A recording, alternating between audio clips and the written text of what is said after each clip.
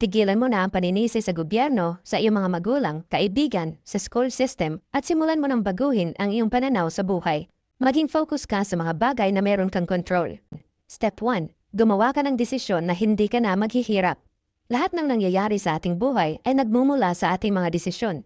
Halimbawa, kung wala ka pang ipon hanggang ngayon kahit sakto naman ang iyong kinikita, yan ay dahil desisyon mo na gumastos kaysa mag-ipon. Pero kung desisyon mo na titigilan mo na ang sobrang paggastos at sisimulan mo nang mag-ipon ng pera ngayon, dyan na nagsisimula ang malaking pagbabago ng iyong buhay. Dahil walang tao na naging mayaman at nagtatagumpay kung meron siyang ugali at mga desisyon na katulad sa isang mahirap na tao. Karamihan kasi sa mga tao ay gustong yumaman. Gusto nila na sila yung boss, meron silang investments at walang stress pagdating sa pera.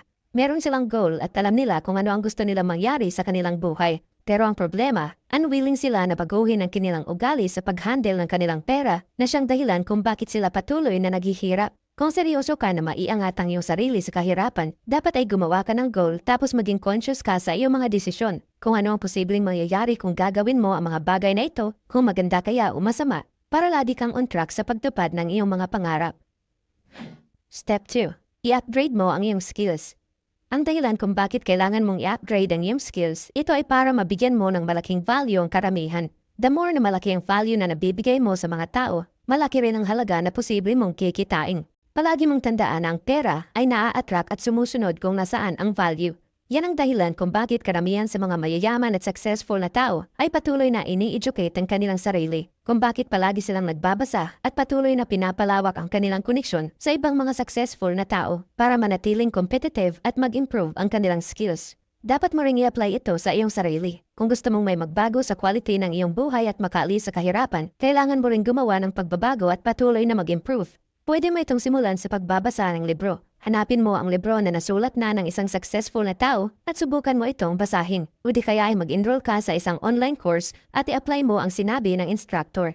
Maraming paraan kung paano i-improve ang iyong skills. Ang kailangan mo lang ay dapat meron kang willingness na matuto at tumanggap ng pagbabago. Maglaan ka ng mahabang panahon para ma-improve ang iyong skills dahil yan ang pinaka-foundation kung paano mo mabibigyan ng value ang karamihan. Step 3. I-manage mo ng maayos ang iyong pera. Walang tao na nakaalis sa kahirapan kung hindi niya alam kung paano i-manage ng maayos ang kanyang pera. Ang mga mayayaman ay master sa pagmamanage ng kanilang pera at tinahati nila ito sa 3 kategory. Ang unang kategory ay ang investment. Dito nakalagay lahat ng kanilang assets. Ito ay para sa long-term na pangangailangan at patuloy nila itong dinadagdagan ng pera para mas lalo pa itong lalaki.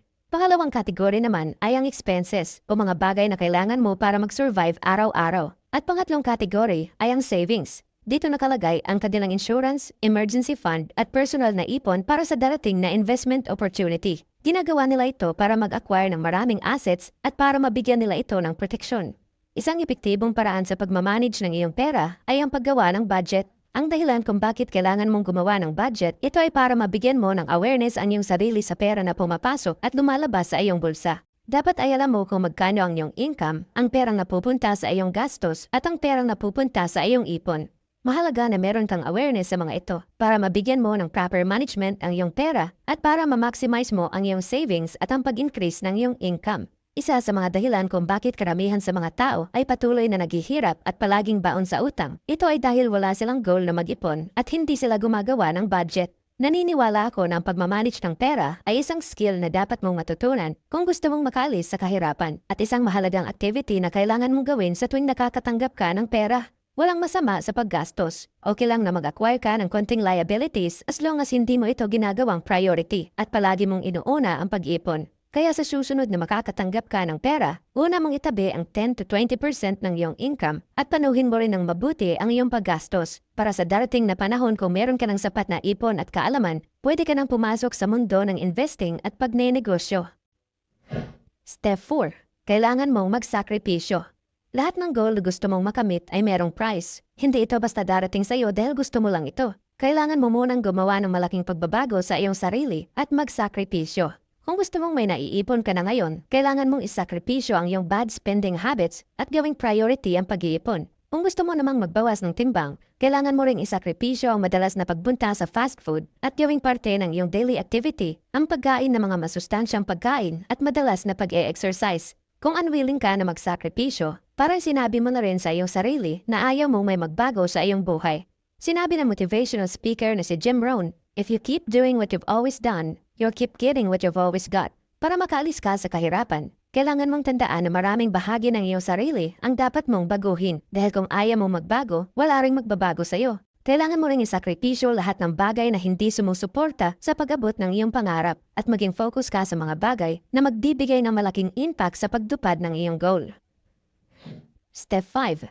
Bumuo ka ng isang sustainable na negosyo. Para makaalis ka sa kahirapan, dapat ay meron kang long-term plan. At ang long-term plan na yon ay ang negosyo na magbibigay sa iyo ng financial freedom. Hindi madali ang pagbuo ng isang negosyo dahil malaking kapital ang kinakailangan at marami ka pang dapat matutunan. Pero kung titingnan mo lahat ng mga successful na tao, ang common na makikita mo sa kanila ay meron silang negosyo at iba pang investments na palaging nagbibigay sa kanila ng passive income. Kailangan mong magsimula ngayon at bumuo ng plano kahit ano pa ang iyong sitwasyon dahil hindi mo kaya magtrabaho habang buhay. At kung ang iyong income ay nakabase lang sa iyong pagtatrabaho, mahihirapan ka ng suportahan ang iyong sarili sa mga gastusin kung magre-retiro ka na. Palagi mong tandaan na merong dalawang uri ng income, ang active income at passive income. Ang active income ay ang income na meron sa mga employee at self-employed. Kailangan mong ipagpalit ang iyong personal na oras sa ganitong uri ng income. Wala namang masama dito, especially kung malaki ang iyong kinikita dahil kaya mo ring mag-ipon ng malaking halaga. Pero ang problema, limited lang ang oras at lakas nating lahat. Hindi mo kaya magtrabaho ng 24 oras araw-araw hanggang sa ikaw ay tumanda. Kaya naman, kailangan natin maghanap ng mas mabuting paraan. At dito na natin maa-apply ang income ng mga mayayaman, ang tinatawag na passive income. Ito yung income na galing sa isang negosyo at investment na patuloy na nagbibigay sa iyo ng income kahit konting oras lang ang naiambag mo sa pagtatrabaho. Hindi na nakabase sa oras ang pera na iyong kikitain sa ganitong income dahil value at volume na ang pinagbabasihan dito.